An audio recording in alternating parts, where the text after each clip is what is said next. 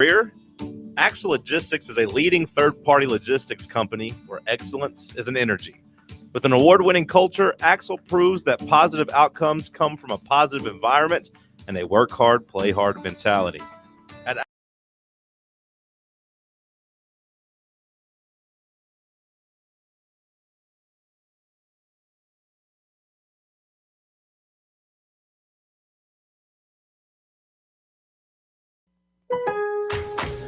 Planning for spring at Lowe's means big savings on outdoor power equipment, and Lowe's knows nothing feels better than free.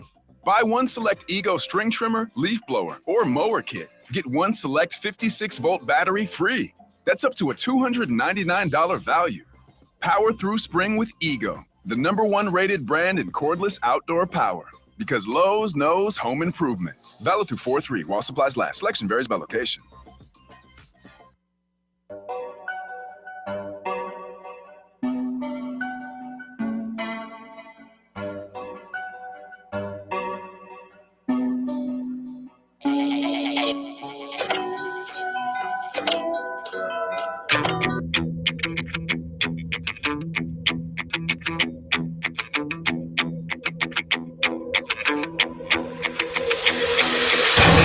The buzzer has sounded.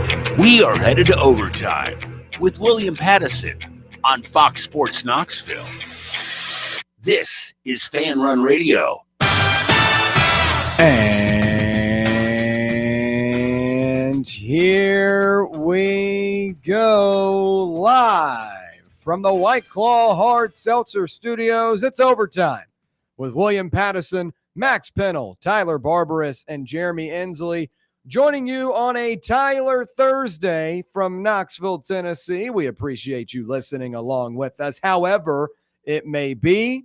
And plenty to cover today over the next hour, including training camp injuries, training camp terror, as I'm calling it, as Justin Fields of the New York Jets went down with an apparent toe injury, was carted off the field. We'll talk about how do we feel about training camp overall, as training camp injuries are a common thread every season, or sometimes some of the best players get knocked out without even stepping onto the field in the actual season. Then we'll talk about North Carolina possibly joining the SEC. A bombshell report today from Inside Carolina talking about how the Tar Heels are planning to gear up to try and make a pitch to make the SEC. We'll tell you whether that's a good decision for the SEC to do and what other possible teams could come with the Tar Heels if that does end up being reality. But we'll begin with our first things first topic, and it is on the boov. Yesterday we had booyah, and we had boo-hoo. Today it's on the boov. To have a little play on words with Boo Carter. But the Tennessee Vols are dealing with some unexpected late offseason drama. With less than a week to go before fall camp gets underway, it's unclear if sophomore defensive back Boo Carter, one of the Tennessee's best overall players, will be on the team at all this year. Carter's status is up in the air amid reports that he missed various team activities this summer. Also got into a little bit of a kerfluffle in the locker room, as we reported yesterday and talked about with you. Adam Sparks of Knox News Sentinel confirmed it as well. Quote, learning that Carter missed numerous team activities and he was confronted by team leaders because of the absence. And Sparks today joined 97.7 ESPN The Zone to discuss this Carter situation. And we got a couple of more quotes and tidbits that I think are worth mentioning to everyone today. And quote, that got heated from my understanding when responding to the question about that confrontation in the locker room. He went on to say, quote, and then the relationships there with some of those team leaders is strained, and the communication with the team and head coach Josh Heupel is limited, is what I would say at best.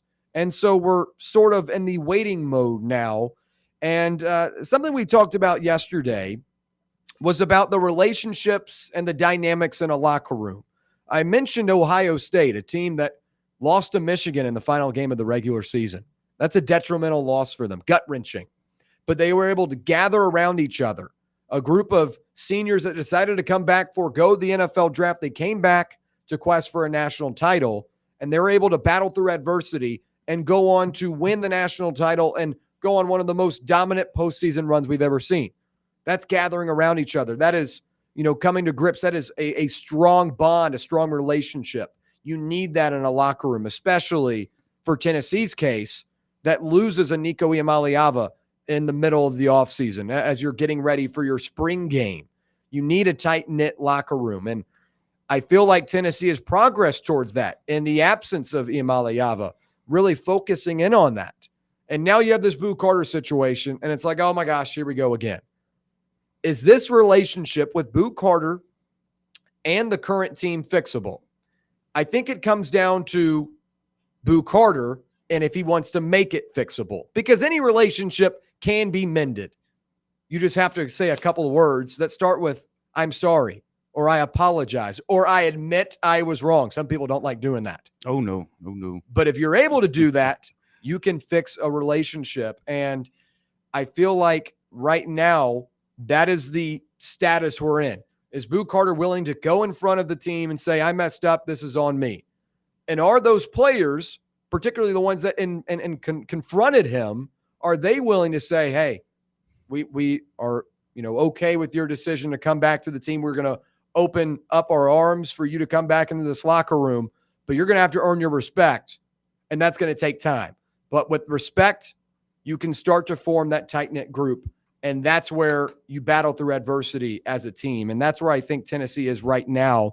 We'll bring in Max in discussing this Boo Carter situation. We talked a lot about it yesterday, but is the relationship within the locker room and with the coaches repairable right now?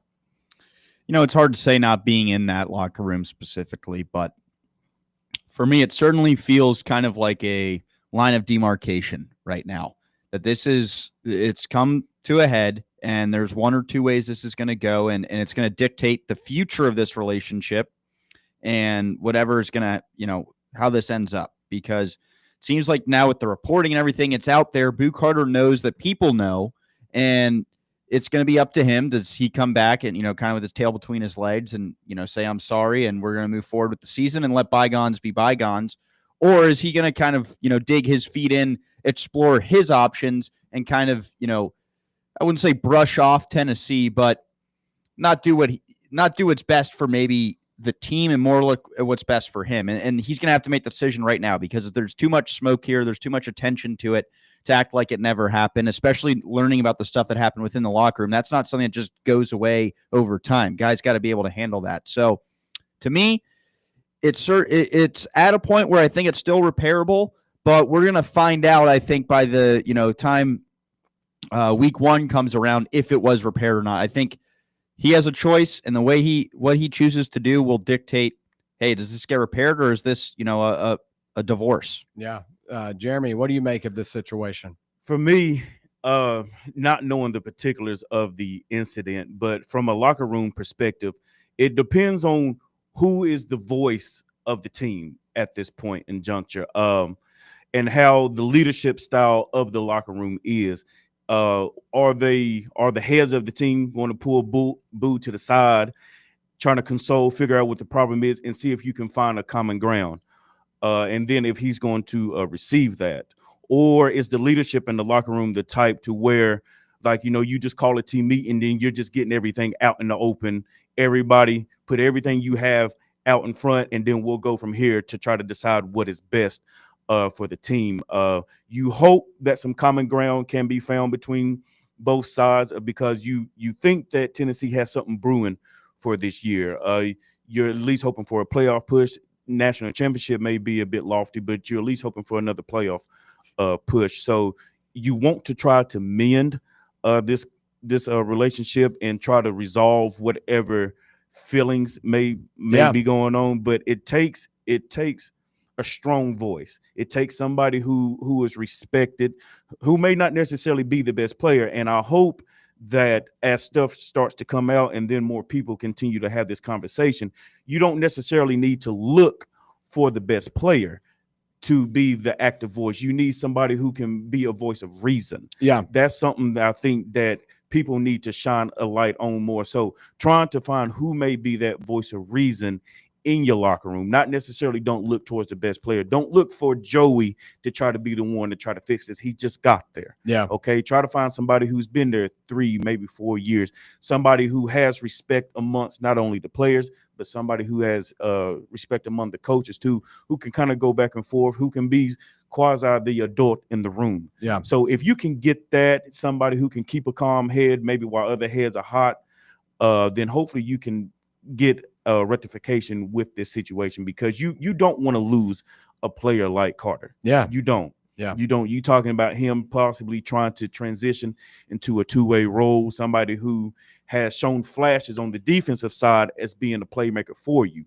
So that's what I would look for. I've been only a high school coach for a few years, and anytime you have situations that arise in the locker room, players who are trying to hold those accountable, it's not only the best players that have the voice, but it's players who have put in time, who work every day, but who know how to talk. Yeah. Knowing how to talk and what to say, when to say it, how to say it. Yeah. Those are the factors that you need to be looking for in a locker room who can hopefully resolve this. Yeah. So that's what you need to be looking for. Yeah, good points from Jeremy there. Tyler, is this relationship between Boo Carter and the rest of the team fixable? Yeah, I think it is, because, I mean, it was only, a week and a half ago at SEC Media Day when we saw Miles Kitselman, having a quote saying Boo has a lot on his plate, stepping up on the defensive side.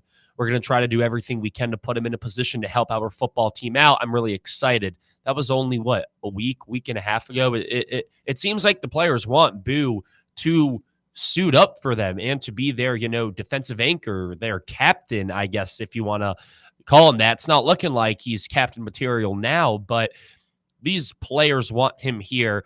I think now you got to put both egos aside, those being, Heupel and maybe like Danny White's egos, and you got to put Boo's ego and I guess his mom's ego as well to that side, because she's trying to, advocate for her son, which any, loving, caring mother would do. But these two sides got to come to an agreement. I said this yesterday. They just got to meet up in person, whether that's Heupel flying all the way out there, because the more this drags on. No, he's not flying Here's out my to thing. California. No. I know. What Here's my kind of thing. precedent is that? Here's my thing. I'm not though. taking offense to you. I'm saying I that is agree. ludicrous if the coach should have to do that. No, I the agree. guy comes I agree. here. Well- You go to California because you well- have to settle this, not well- because you're going to get on your knees and beg for him to come back, but because the more this goes on, the bigger of an effect it's going to have on your football team, and it won't be a good one. Well, I can confirm, no longer in California, back in Knoxville. He's back in the state, so he's not going to have to fly out there. I kind of agree with Max as well. I don't know if I'd fly.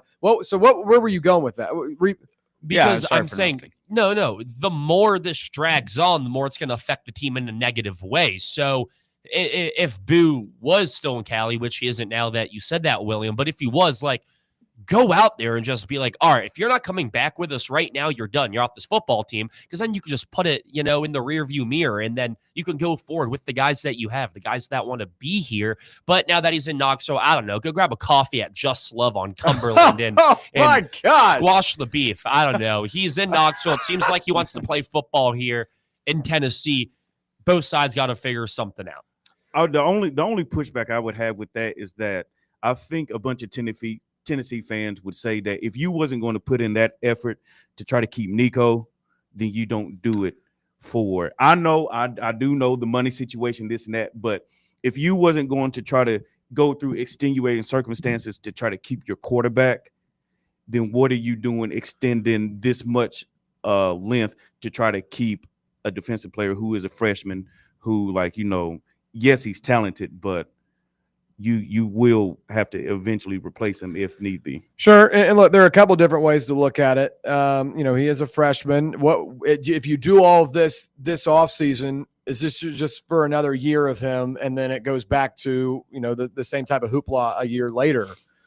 I think the difference between Nico and Boo, though, Nico, it was kind of a pattern that happened in the middle of the season.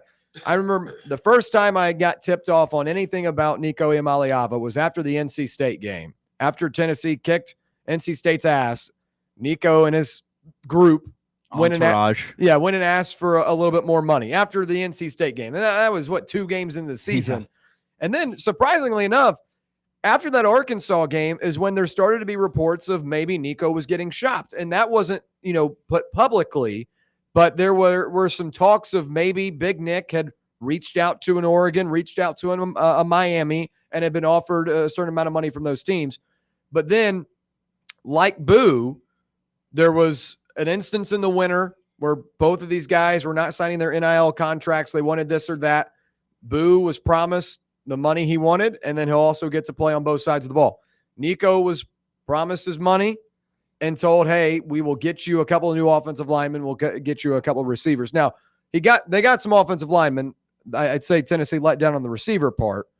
But then you can't let down on the receiver part where you overthrowing your receiver. I totally agree. I totally agree. I totally agree.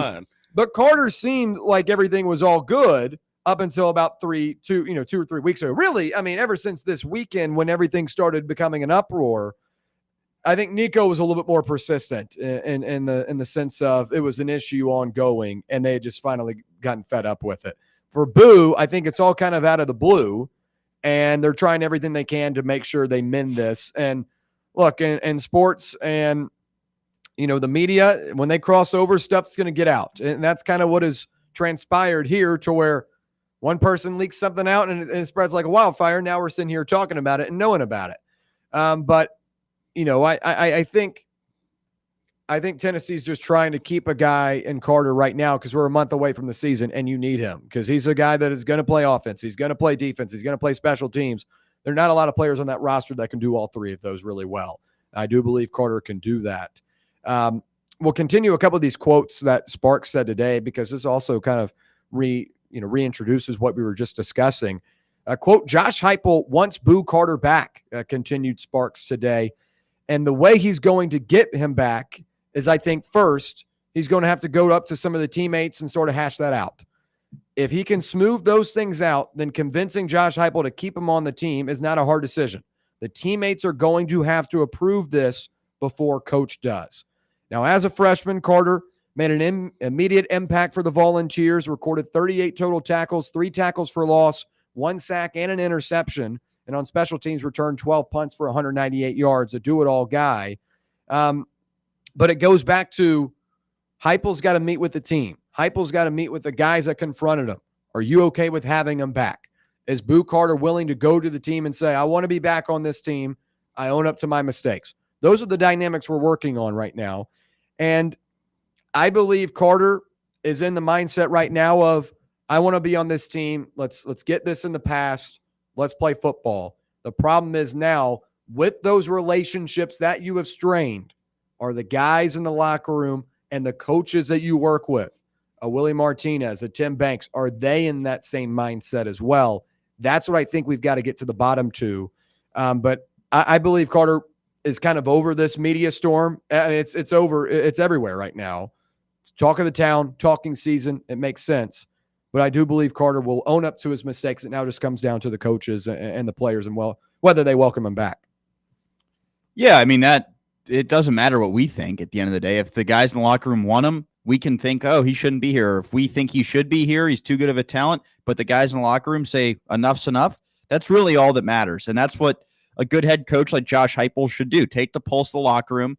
The guys he's wronged, make him apologize to them. Make sure with them that they're okay with this. You don't want this to linger into September, October. Something happens on the field, they take it out in the locker room or on the sideline because there's lingering feelings there about something. No, you got to move on. You got to, let bygones be bygones. And if they're unable to do that, then you listen to those guys because ultimately it's big. The team is bigger than one guy. And if the team is saying we don't want this guy here, then you got to move on. For me, frankly, as a sophomore, incoming sophomore in Boo Carter, I'm kind of fed up with the headache that he's been already. I mean, he's played 1 year here, and this is the second or third instance we're dealing with him in the headlines for all the wrong reasons.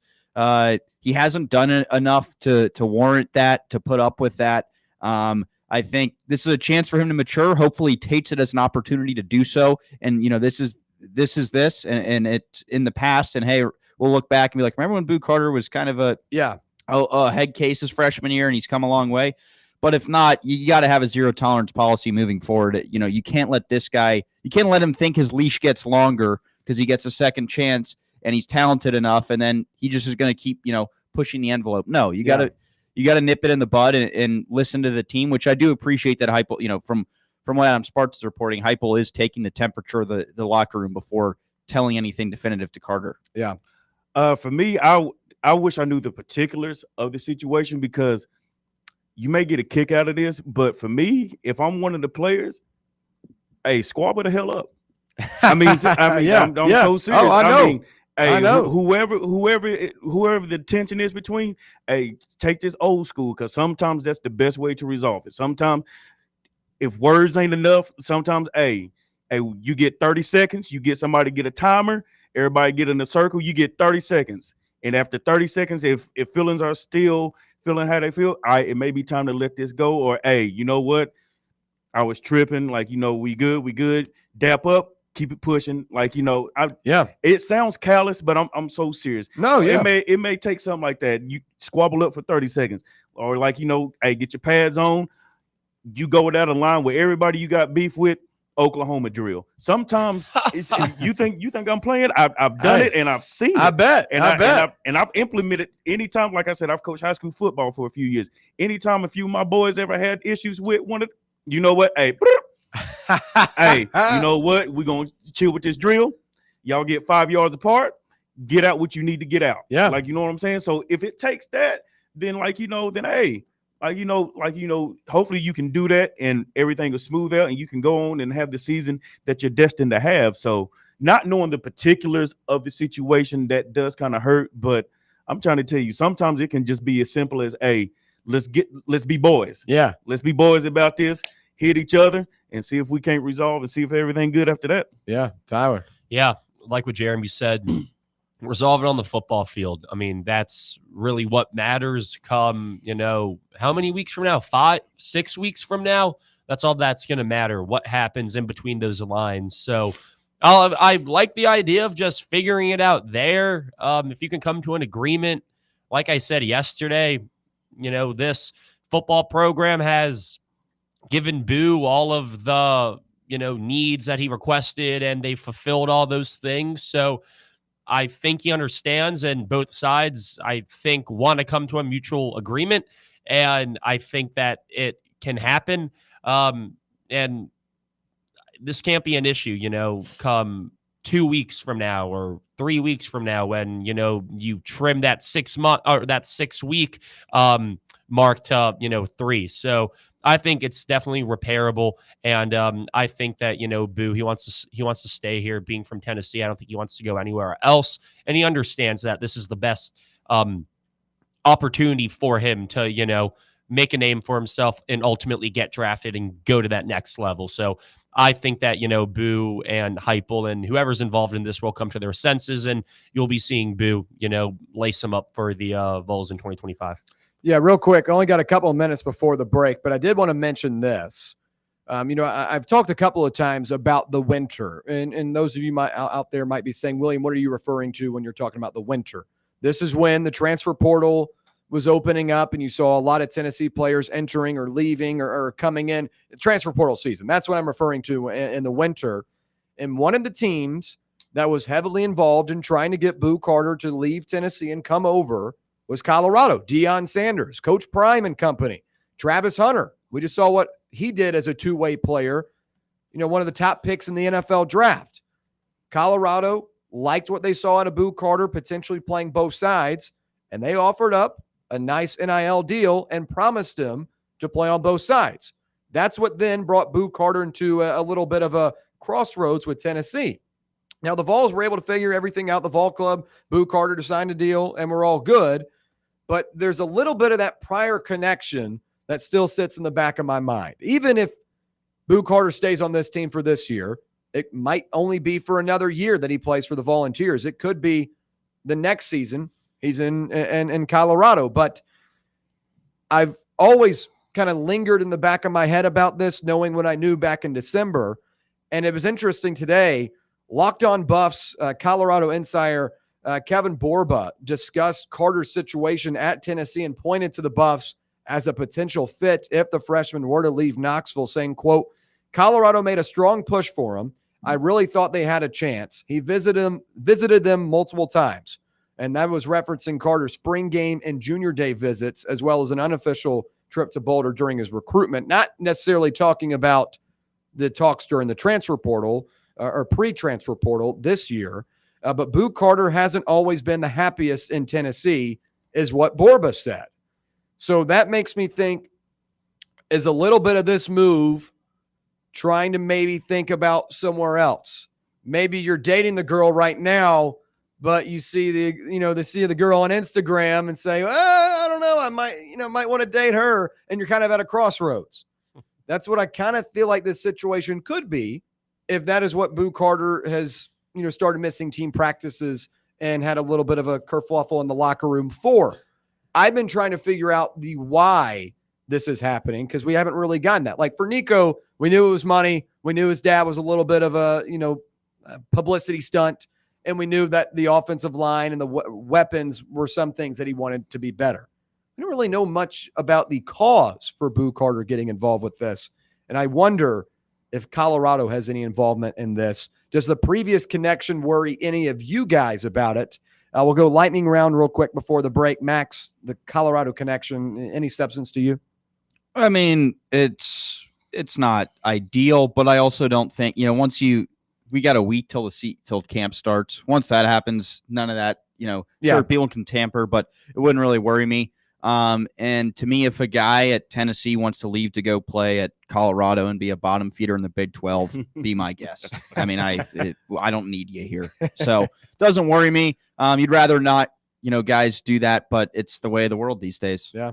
Jeremy. For me, I kind of agree with Max. If you want to leave Tennessee to go to Colorado, then by all means, God bless you. But the talk, if you really believe that you can go somewhere and have the same impact as a Travis Hunter, if you're getting told this dream that you can come here, you see Travis Hunter just went number 2 overall, we can do that for you. If you come here, that's you rolling the dice on yourself kind of big. I mean, you have to. I mean, for one, you got to hope that you have the dexterity that Travis Hunter did. I mean, being able to take out those snaps and not get hurt, for one. So, I mean, if he does decide to make a move like that, I mean, good luck to you. But yeah, so. Tyler, real quick. Yeah, certainly a dice roll. I mean, you'd be missing out on your whole sophomore season. I don't think you want to do that. I think the objective now for a college player as highly recruited as Boo Carter was is not just to make a career off NIL money and off NIL collective, but to make your living off, getting that first contract in the NFL. And I think he has a way better chance of going to the league if he stayed at Tennessee. If he was in Colorado, that's just a death wish, man. So have fun, but I don't make anything too much of it. All right, we'll continue to cover and follow the Boo Carter gate as continued to unfold over this week. Might have some news over the weekend, might have an update next Monday or Tuesday. We'll have to see, but make sure to stay locked in right here on Fan Run Radio for the latest Boo Carter news. When we come back, we'll switch over to a bombshell report today about North Carolina possibly joining the SEC. We'll break it down when we return right here on Fan Run Radio. Planning for spring at Lowe's means big savings on outdoor power equipment, and Lowe's knows nothing feels better than free. Buy one select Ego string trimmer, leaf blower, or mower kit. Get one select 56-volt battery free. That's up to a $299 value. Power through spring with Ego, the #1 rated brand in cordless outdoor power. Because Lowe's knows home improvement. Valid through 4/3 while supplies last. Selection varies by location. Yee-haw! I've been hooting and hollering ever since I started betting with the VIP Play app. VIP Play has more than 200 leagues, every bet type you can imagine, live betting and live hosts, all with 24/7 support from real live people when you need them. Start betting better with the VIP Play app today. Don't be a better, be a better with VIP Play today. Download VIP Play today or head to VIPPlayApp.com. Make sure you use the promo code FANRUN to take advantage of their welcome bonus and so they know that we sent you. Gambling problem? Call 1-800-8899-789. Must be 21 or older and located in Tennessee to bet. Airlines have just reduced their prices even more. Book 30 days in advance and save big. Want the absolute lowest prices on your airline tickets? Then call the Low Cost Airlines Travel Hotline right now for prices so low we can't publish them anywhere. The only way to access our low rates and save up to 70% is to call. Save hundreds on your vacation tickets by calling right now. You can fly anywhere in the world and pay discount prices on your airline tickets. Book a flight today to London, Paris, Madrid, or anywhere else you want to go and pay a lot less guaranteed. Call the International Travel Department right now at Low Cost Airlines. 800-631-1754. 800-631-1754. 800-631-1754. That's 800-631-1754. You're listening to FM 105.7 and AM 1340, WKGN Knoxville, and W289CU Knoxville, Fan Run Radio.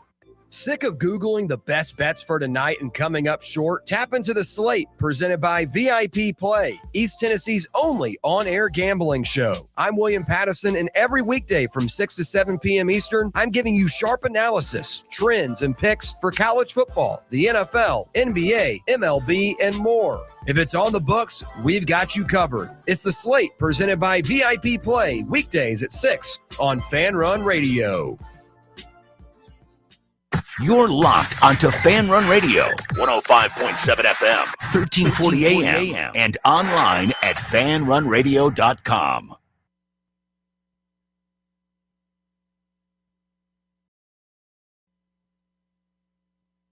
Every day I'm hustling, every day I'm hustling, every day I'm hustling, every day I'm hustling, every day I'm hustling, every day I'm hustling, every day I'm hustling.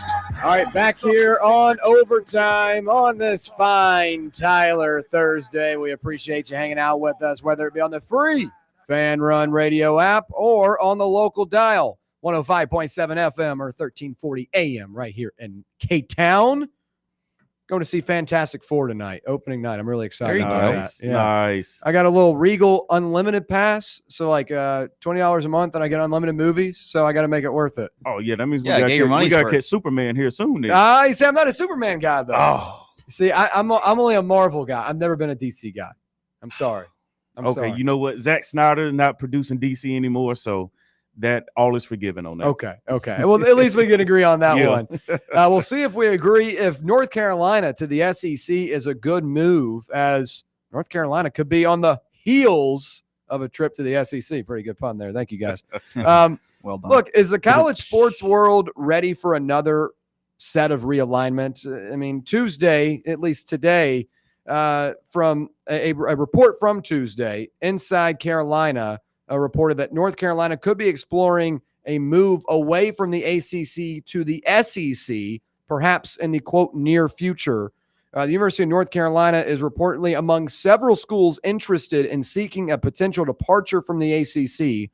Whenever the next round of collegiate realignment happens, sources told Inside Carolina's Adam Smith and UNC even could be considered at the front of the pack alongside Clemson. So we've heard a couple of times over the last couple of years that Florida State, Clemson, most likely the top two teams to leave the ACC. As we know, Florida State's had some contract disputes with them in terms of the revenue share and what they get from the TV deal, all that.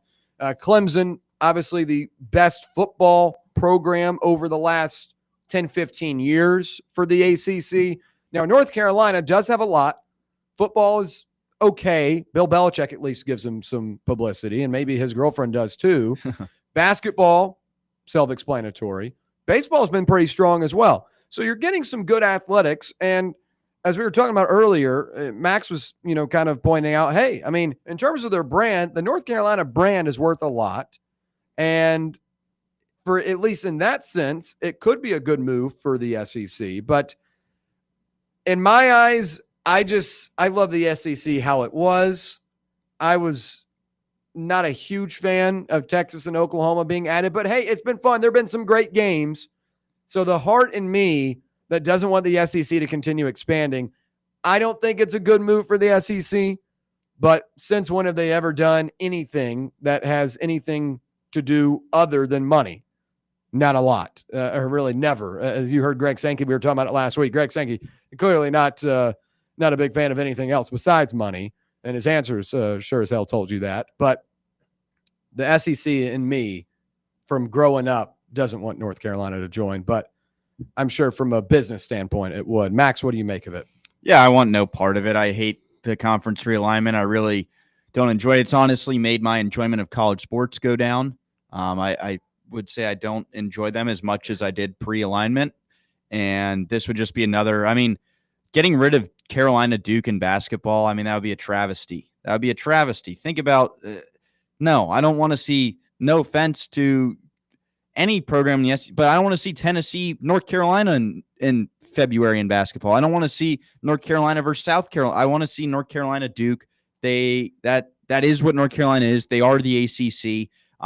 I do wonder if some of this is just shopping around to the next time they have a contract agreement with the ACC to, have a little more leverage, see how much they give up to keep them. Clemson and Florida State kind of did that a few years ago. ACC won that lawsuit, but they kind of made concessions to Clemson and Florida State in turn for them staying in the ACC. I think North Carolina might be trying to do that. Just say, hey, how much will you pay to keep us, even though they might not really be serious about leaving? I don't want to see it. I don't want to lose the rivalries there. I don't like conference realignment to begin with. And it's unnecessary. To me, if I'm North Carolina, what's the benefit? Yeah. Your football program isn't good. You're not going to be a better football program by joining the SEC. Now, I know none of this stuff is just about money, really. Yeah. But basketball-wise, I don't necessarily know if it's an advantage. I think you have more of a recruiting advantage by being in the ACC. Yeah. For them, they're the big dog in a smaller pond, kind of like how Kentucky had that advantage in the SEC for a long time. Yeah. So I don't get it. I think it might just be shopping around to have a little bit of leverage come contract negotiation time with the head of the ACC. I'm definitely not a fan of it either. Didn't like the move of Texas, Oklahoma coming over to the SEC. And I know I'm probably the oldest on the panel here, but you take away from the spirit of rivalries, the regional pride, of a lot of teams. You saw this year having a UCLA and an Oregon part of the Big Ten. Yeah, when you think of the Big Ten, you think of Midwestern teams from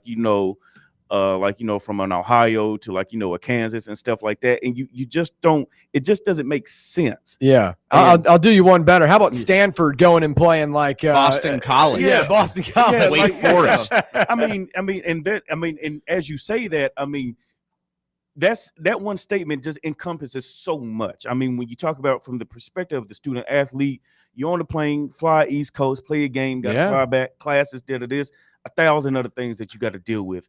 And so there's that part that doesn't get thought about when you talk about conference realignment and things like that.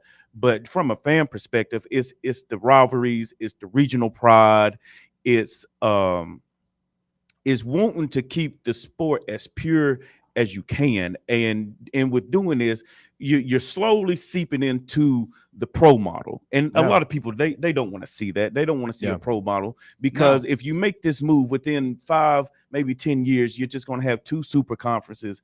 And then it's just going to be the AFC, NFC of college sports. And nobody really wants to see that. You like having the SEC, the ACC, Pac-12, the Big Ten and the Big 12, college sports is about pride. It's about tradition. It's about having rivalries. It's about I'm losing my words. Pageantry, the history. So much. And the history. That's really what I'm trying to get. It's the history. Outside, the NFL stretches to almost 100, but you got some schools that go back 110, 130 years. So I don't like this. It just seems like you're just trying to ride the coattail of a more dominant conference. And I have to agree with Max. What does this do for you? At the end of the day, you're not a super strong football program. You are the top dog in your conference as a basketball program. And then whatever other sports behind that that to where, like, their competition could possibly step in, or like, the recruits that they get could possibly lessen, because like, it's just like, all right, well, we're in the SEC now, so why would I go to you when I can go to Florida, when I can go to UT? So like, there's just so much that just from outside of a money perspective that just it's kind of a killjoy. Yeah, for sure.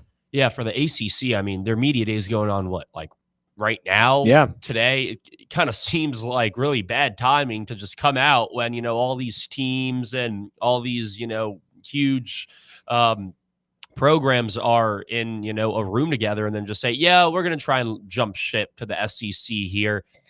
UNC, a team growing up, I was a University of Maryland fan, and you'd have Maryland versus UNC, and that was, one of the big things, Duke, UNC, and that's more so in basketball. But, Florida State, like, they're a team in the ACC that was exploring a move to the SEC, and they got so much backlash for it. They were like, oh, they're, disloyal, they want out, they're trying to take the easy way out. But then when UNC does it, sure, I guess they probably have more money in their athletic programs than Florida State does.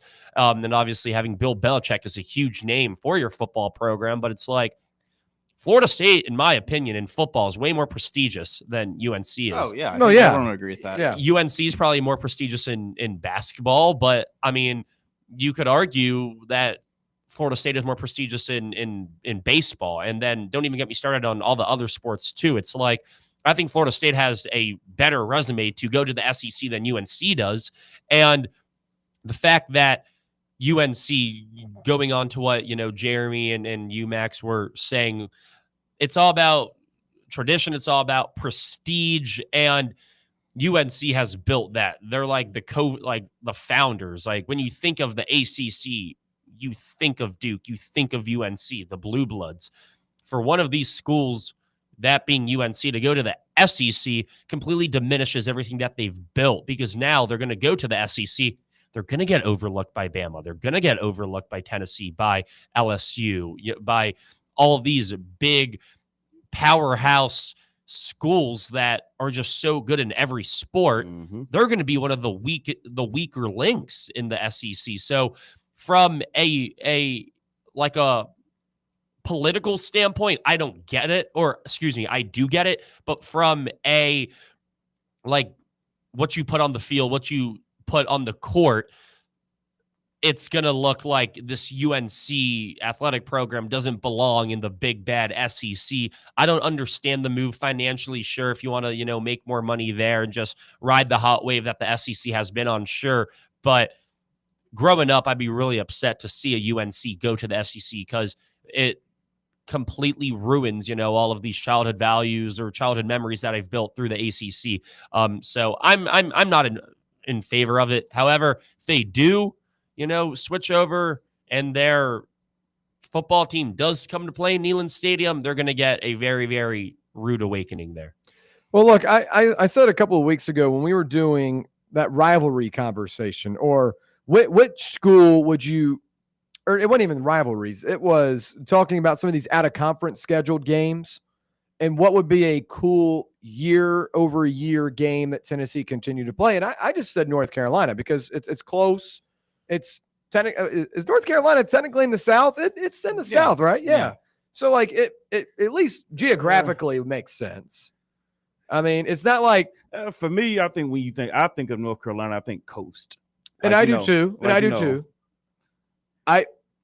I feel like South Carolina and North Carolina is kind of that cutoff. Yeah. But maybe if North Carolina joins the SEC, that's when we expand and welcome them to the South. I don't know, man. You go someplace in North Carolina, you're definitely in the South. I've spent a good bit of time there.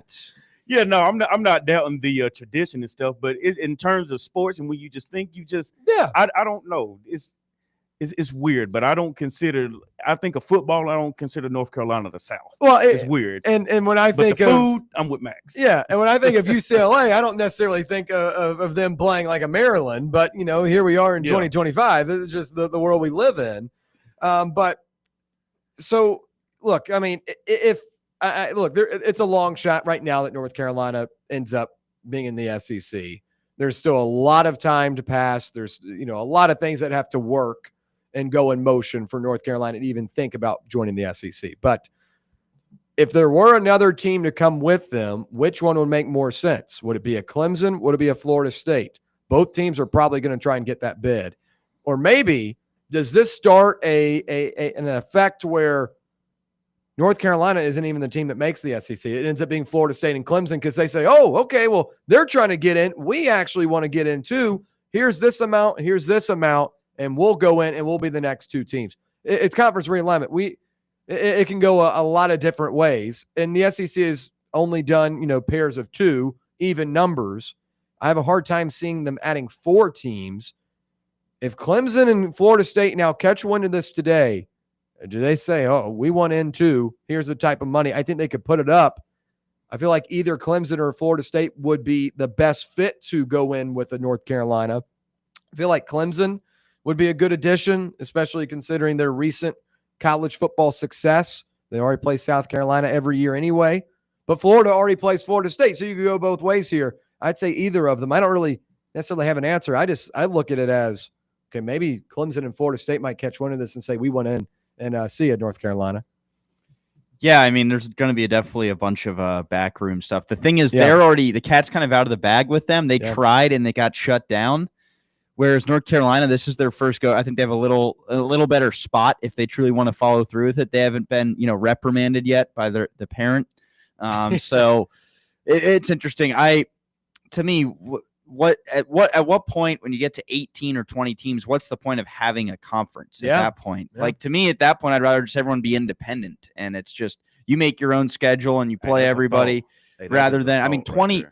I think about like the Big Ten is at 18. You play a completely different conference schedule the next season. Why is that a conference then at that point? You can't ever have a rivalry. I mean, they'll remain a few games or two, but and if you're in the same conference with someone, you shouldn't go maybe 3 or 4 years without playing. It's don't get me started. Yeah, no, I agree. Yeah, and you mentioned the Big Ten, 18 teams, right? Yeah, it's not every one of them even was able to make the basketball tournament for their own conference this year. It was like the top ACC was the same way. Yeah, it was like the top 14 teams, I believe. Yes. Yeah. So you're not even invited to the Big Bash, the conference championship for basketball. You're not even invited if you're that bad, which is terrible because for some teams, that's kind of all they look forward to. You got NC State 2 years ago. Yeah, that's how they made the exactly. So, sometimes bigger isn't always better, and expanding doesn't always necessarily result in the best option for every team. But we'll have to see if North Carolina and the SEC gets any more steam over the next couple of weeks. But when you come back, we'll discuss NFL training camp. Justin Fields, the former Pittsburgh Steelers quarterback, goes down with an injury today for the Jets. We'll talk about whether training camp is still a good idea in 2025. We'll break it down when we return right here on Van Run Radio. What's the difference between an ordinary EV and a Mercedes-Benz EV? The feeling. Electric is what gets you there. Mercedes-Benz is what moves you in ways no other automaker can. Feel the freedom of the superbly versatile 7-seater EQB. Revel in the inspired, customizable comfort of the EQE sedan. Sense the brilliant intelligence of the EQE SUV. Discover the boundless capability of the EQS SUV. And luxuriate in the flagship meets spaceship magnificence of the EQS sedan. Every Mercedes-Benz electric vehicle offers the very latest MBUX voice-activated AI software, as well as remote access to a whole host of functions via the Mercedes Me Connect app. The vehicle's electric, the feeling all Mercedes, the choice all yours. Test drive a Mercedes-Benz electric today at your local dealer or learn more at mbusa.com/EQ. A brand built in Tennessee and born from the love of the game, Inward Half revolutionizes golfing comfort. Crafted by a former pro and dedicated enthusiast just like you, our luxury performance wear guarantees you stay cool and comfortable through every swing and every day. We're not just a brand. We've set out to create a lifestyle for those who understand that impeccable style and premium performance are a hole-in-one. Enjoy the walk-in with Inward Half. Planning for spring at Lowe's means big savings on outdoor power equipment, and Lowe's knows nothing feels better than free. Buy one select Ego string trimmer, leaf blower, or mower kit, Get one select 56-volt battery free. That's up to a $299 value. Power through spring with Ego, the #1 rated brand in cordless outdoor power. Because Lowe's knows home improvement. Valid through 4/3 while supplies last. Selection varies by location. Ready to launch your career? Axle Logistics is a leading third-party logistics company where excellence is an energy. With an award-winning culture, Axle proves that positive outcomes come from a positive environment and a work hard, play hard mentality. At Axle, the drive for success is infectious. And with an uncapped commission structure, hard work isn't just noticed, it's rewarded. For those with big goals and even bigger dreams, Axle Logistics is the place to start your career. Hey Knoxville! Surfside iced tea and vodka, made with real brewed tea, is only 100 calories, 2 grams of sugar, with no bubbles and no troubles. That's right, zero carbonation, so it's easy to sip and enjoy. Headed to a game day or party at a friend's house? Bring an iced tea or lemonade variety pack from Surfside, or try their green tea and new raspberry tea vodka. Find the can with the sunset stripes this season. Surfside iced tea and vodka, sold at bars, restaurants, and stores near you. Surfside iced tea and vodka, sunshine in a can. Must be 21 or older. Enjoy responsibly.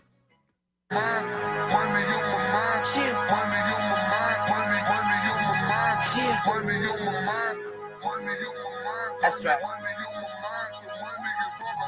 That's right.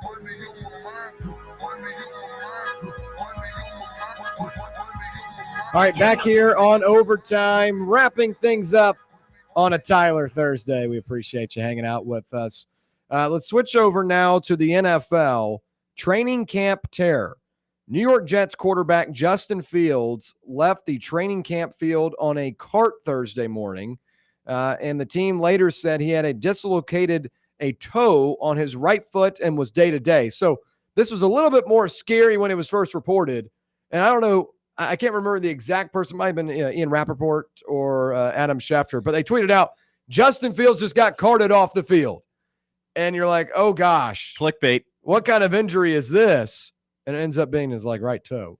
But all of this to say, this brings up a conversation that I've had now 3 years in a row when discussing training camp. Because a couple of years ago, it was like C.J. Gardner-Johnson that got hurt for the Lions, I believe, in training camp. It was either when he was with the Eagles or Lions. I can't remember exactly which offseason. But like C.J. Gardner-Johnson was a big acquisition for that team, and he gets hurt in training camp. And we've seen time and time again, guys get hurt in training camp and they miss extended periods in the regular season. I know that training camp is beneficial because it gets you back in the swing of things. We often bang on Joe Burrow because he always looks out of shape and out of touch, and the Bengals were a team that didn't fully dress out and stuff like that, didn't simulate what a game is like, and it comes back to bite you. But at the same time, you're losing guys that are valuable members of your offense, your defense for extended periods of time, sometimes even the whole season in these training camp sessions. Should training camps be tweaked? Should they be exiled? How should we view training camp in 2025? Max, what do you make of it? They've already been tweaked. They used to be a lot more physical. Used to have 2-a-days in NFL training camp. I mean, I've listened to a few interviews with guys, and that went by the wayside about a decade ago. So they've done like that, stuff like that. There's less time spent in pads at training camp now than there used to be. So they've certainly made strides to try and make it safer, make it less demanding on the players. I think it's important. I think for multiple reasons. One, it's a way to bring the team together. We talk about any sports team. I think it's important. You don't want guys to just show up and say, "Oh, nice to meet you. I'm playing with you, by the way." Like, it's a way to build camaraderie. Yes. And nowadays, so many guys don't play in the preseason. You got to find those reps somewhere. This is the next best alternative. It's, to me, I'd rather than a guy partake in training camp and sit out a preseason game than vice versa. And yeah, the injuries, unfortunately, are part of the sport. I think, guys can get hurt in preseason games in the NBA. Guys can get hurt in spring training in baseball. It's unfortunate. In a sport like football, injuries are more common. But I think it's just kind of the nature of the beast. You know what you're signing up for. You can't simulate that stuff through a walkthrough or stuff like that. You kind of have no choice. So I get it. They've tried to make it safer. It's a part of the game. I'm in total agreement with Max. You can't go without it. I mean, listen, I get it, but you have to have training camp. I mean, because my biggest thing is that if you don't play in the preseason and if you don't get those live reps, by the time the game starts, now you're seeing sloppy play. You're seeing balls behind receivers. You're seeing receivers drop balls. You're seeing poor tackling, miscommunications. Not on the same page. I mean, there's just so much that ends up hurting the game when the game has to be played. And if you're not going to get these live reps in training camp or maybe in preseason, then where the hell else you going to get it? Yeah. And this is where it kind of pisses me off when people talk about possibly doing away or even lessening the type of physicality that you need in camps, because now you come into a position to where you're playing sloppy football the first 4 or 5 weeks of the season, and now you're trying like hell on the back end to end up catching up. So if you're coming into the season strong, you're not making these mistakes beforehand. You're playing good football throughout the season. Injuries are a part of it. All right. You get more than well compensated for it. Yeah. I mean, you get out there, you roll the dice, you pray and you hope nothing goes wrong, but things do. And it is okay. It is a part of it. That's why it is on coaches. It is on GMs to get some boys in there that if your star player go down, you got somebody behind somebody that can come in and still make some plays. Yeah. So, and I hate this because, like I said, I've coached for a few years and it's trickling down even to the high school ranks, to where you're taking so much off of these boys, but then when you get into a game, now you're grilling them, you're screaming at them because they've taken a bad angle on something. But it's just like, no, you haven't given them what's necessary to be able to go on the field and make these plays. Tyler, I'm sorry. Go ahead. No, you're good. I like it. I like some fiery take. That's some fire right there. You're into it. I'll be Jeremy. quick. Training camp is crucial. It gives you an indication of, who's going to gel well with each other. I think it's something that is needed. Injuries happen. You can't control injuries in the NFL. So luckily for the Jets, it was just a broken toe that wasn't his big toe. I don't even think it was broken. Yeah, something dislocated, I think. Yeah, swollen. That definitely hurts, but bruised. Yes. But I mean, going forward, training camp shouldn't change. I just think that there have to be more precautions around it, more practice without pads, more just walkthroughs, touches, just to get the team in sync, understand the playbook going forward. But happy for Justin Fields. I think that he could have a pretty solid year this year. Well, you can't you can't simulate. You can't have that. You can't keep on listening, and you can't keep on listening because, like I said, you'll be sitting at home on your couch, and when a corner is coming up trying to make a tackle and he whips completely on the tackle, you're going to be screaming. But end the show. Yeah. Right. Yeah, we got to wrap things up. 10 seconds to go. We appreciate you hanging out with us for another edition of Overtime. Make sure to join us once again tomorrow. We appreciate you listening.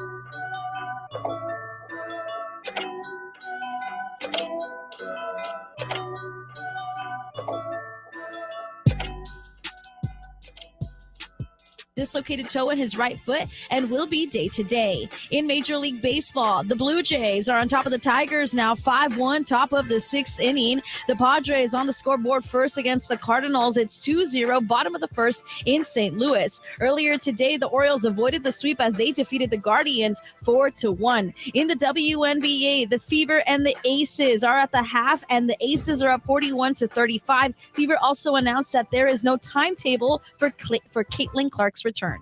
I'm Monty Bolaños.